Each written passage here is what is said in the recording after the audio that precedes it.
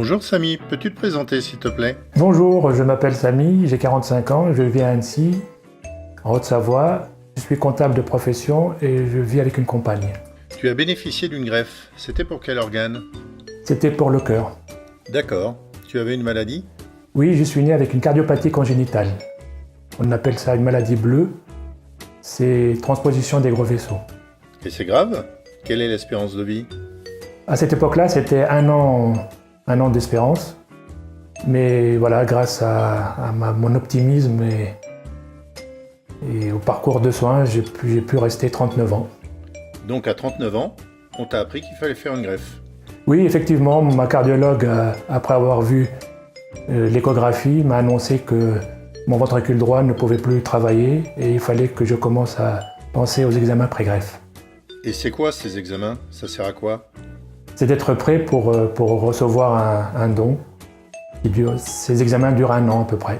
D'accord, donc tu as 1 an d'examen et ensuite on te dit tu peux recevoir ou pas une greffe. C'est ça, oui. Pendant 1 an, j'ai effectué les examens, donc des prises de sang, voir si les autres organes sont bons. Et au bout de cette année, ils regardent si mon dossier est valide ou pas. Et si celui-ci est valide, ils m'inscrivent sur la liste de greffe. Donc tu es inscrit, puis tu attends qu'on te prévienne? Donc après cette inscription, normalement, je devais attendre un coup de fil, mais quelques mois plus tard, mon état s'est dégradé.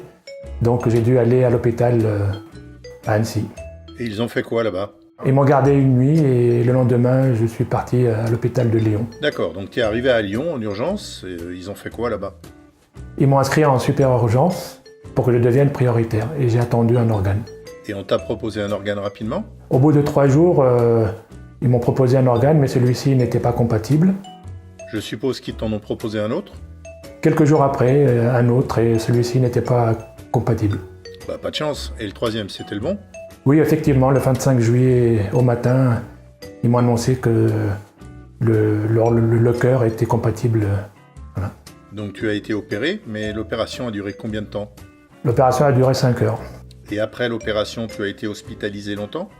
Oui, je suis resté 65 jours parce que j'étais tellement fatigué et j'ai eu des soucis tels que des ulcères de stress, une dialyse des reins et je pesais 30 kilos.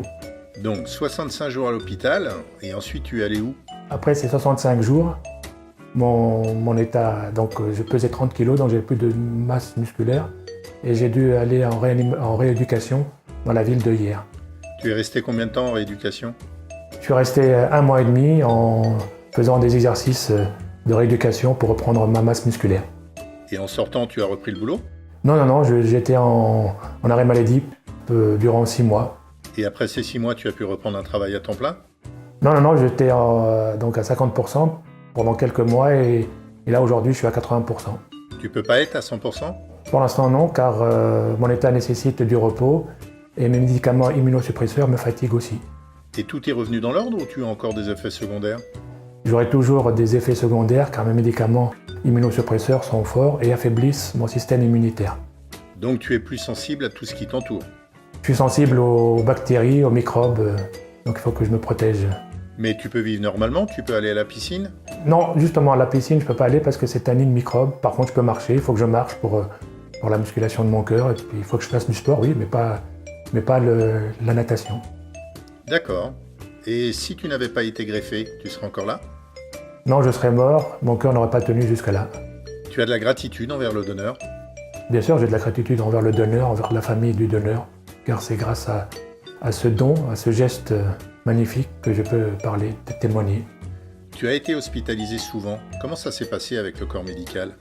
Tout au long de ma vie, j'ai toujours été hospitalisé et ça s'est toujours bien passé avec le monde hospitalier et c'est grâce à eux aussi, à leur dévouement, que je peux témoigner. Si tu avais un message à passer aux jeunes qui nous regardent sur le don d'organes, ça serait quoi? Parlez-en autour de vous, à votre famille. Il est important de penser au don d'organes car un jour peut-être vous aurez besoin de ce don d'organes.